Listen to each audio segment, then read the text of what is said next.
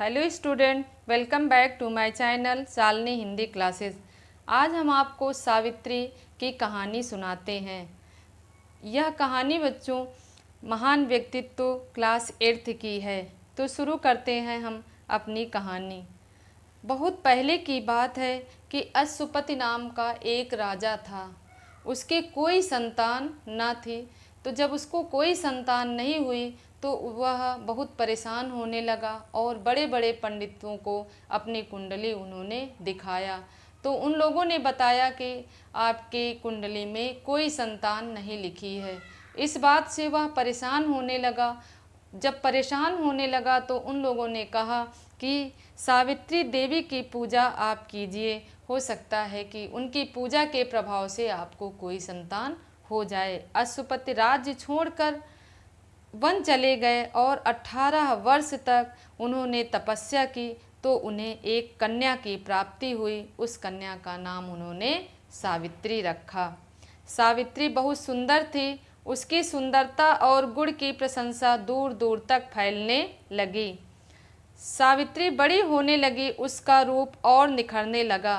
पिता को उसके विवाह की भी चिंता होने लगी।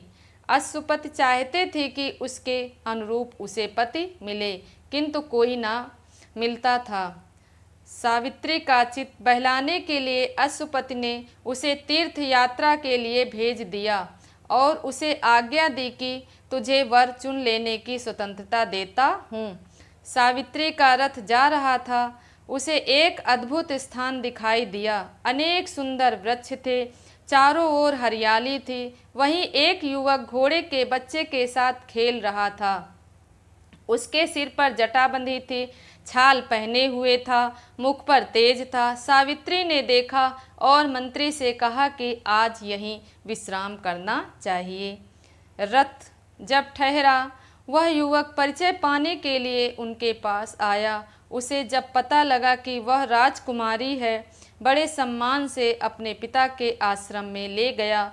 उसने यह बताया कि मेरे माता पिता दृष्टिहीन हैं। मेरे पिता किसी समय शाल्व देश के राजा थे।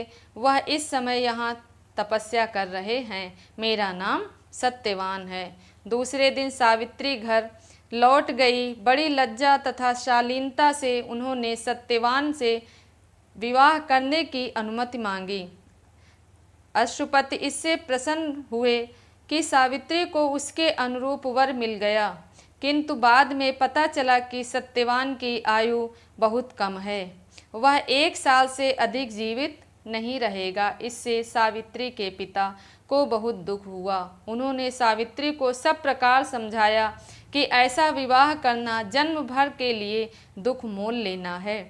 सावित्री ने कहा, पिताजी, मुझे इस संबंध में आपसे कुछ कहते हुए संकोच का अनुभव हो रहा है। मैं विनम्रता के साथ यह निवेदन करना चाहती हूँ कि आपने मुझे वर चुनने की स्वतंत्रता दी थी। मैंने सत्यवान को चुन लिया। इससे हटना आदर्श से हटना होगा और युग युग के लिए अपने तथा अपने परिवार के ऊपर कलंक लगाना होगा। अश्वपति निरुत्तर हो गए।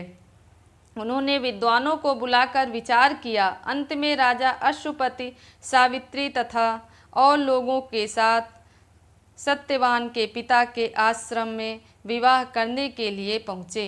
उन्होंने सत्यवान से पिता के सामने सावित्री का विवाह प्रस्ताव रखा।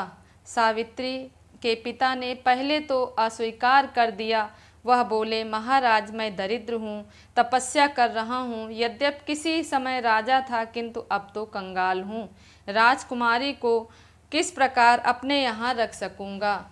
लेकिन सावित्री के पिता बोले कि नहीं, विवाह के लिए मैं आग्रह कर रहा हूँ। अंत में सत्यवान के पिता मान गए और आश्रम में दोनों का विवाह हो गया। अश्वपति बहुत सा धन अलंकार आदि दे रहे थे, परंतु सत्यवान के पिता ने कुछ भी नहीं लिया। उन्होंने कहा, मुझे इसकी कोई आवश्यकता नहीं है। विवाह के पश्चात सावित्री वहीं आश्रम में रहने लगी। उन्होंने अपने सास ससुर तथा पति सत्यवान की सेवा में अपना मन लगा दिया। सत्यवान और सावित्री सदा लोक कल्याण तथा उपकार की बातें करते थे। सावित्री दिन भर घर का काम काज करती थी। जब उसे अवकाश मिलता था वह भगवान से बड़ी लगन के साथ प्रार्थना करती कि मेरे पति की आयु दीर्घ आयु हो जाए। ज्यों ज्यों समय निकट आता गया उसकी चिंता बढ़ती गई। जब सत्यवान के जीवन के 3 दिन शेष रह गए, सावित्री ने भोजन भी छोड़ दिया और दिन रात प्रार्थना करने लगी। लोग भोजन करने के लिए समझाते किंतु वह सबका अनुरोध टालती रही। तीसरे दिन जब सत्यवान जंगल में लकड़ी काटने जा रहे थे, सावित्री भी उनके साथ चली। सत्यवान ने समझाया कि तुम 3 दिन से कुछ नहीं खाया है तुमने, तुम ना चलो, किंतु वह ना मानी और सत्यवान के साथ वन को चली गई। सत्यवान एक पेड़ पर लकड़ी काटने लगा और लकड़ी काटने के बाद वह जब नीचे उतरा तो उसे चक्कर आने लगे और उसका सिर चकराने लगा और वह धीरे धीरे कर कर बेहोश हो गया। क्षण भर में उसके प्राण पखेरु उड़ गए। सावित्री जानती थी, फिर भी जब उन्होंने अपने पति को निष्प्राण देखा वह विलाप करने लगी। उसी समय उन्हें ऐसा जान पड़ा कि कोई भयानक किंतु तेजपूर्ण परछाई उनके सामने खड़ी है। उसे देखकर सावित्री भयभीत हो गईं। न जाने कहाँ से उनमें बोलने का साहस आ गया। उन्होंने कहा, हे प्रभु, कौन हो?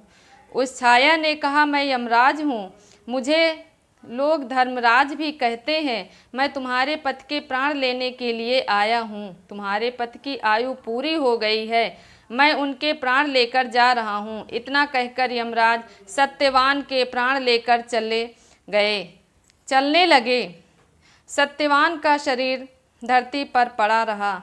सावित्री भी यमराज के पीछे पीछे चलने लगी। थोड़ी देर बाद यमराज ने मुड़कर पीछे देखा तो सावित्री चली आ रही थी। यमराज ने कहा, सावित्री, तुम कहाँ चली आ रही हो? जिसकी आयु शेष है वह हमारे साथ नहीं आ सकता, लौट जाओ। इतना कहकर यमराज आगे बढ़े। कुछ देर बाद यमराज ने देखा, फिर मुड़कर देखा तो सावित्री चली आ रही थी। यमराज ने कहा, तुम क्यों मेरे पीछे आ रही हो? सावित्री बोली, यमराज महाराज, मैं अपने पति को कैसे छोड़ सकती हूँ?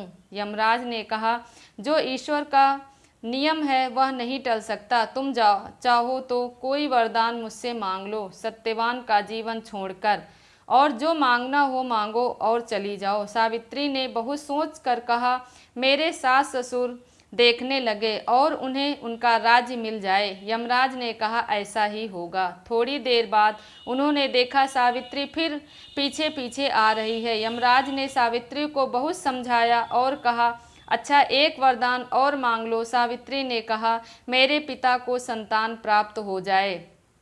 यमराज ने यह वरदान भी दिया और आगे बढ़े। कुछ दूर जाने पर यह जानने के लिए कि सावित्री गई कि नहीं, उन्होंने पीछे गर्दन मोड़ी, देखा सावित्री चली आ रही है। उन्होंने कहा, सावित्री, तुम क्यों चली आ रही हो? ऐसा कभी नहीं हुआ कि कोई व्यक्ति सशरीर मेरे साथ आ सके, इसलिए तुम लौट जाओ। सावित्री ने कहा, मैं इन्हें छोड़कर नहीं जा सकती, शरीर का त्याग कर सकती हूँ।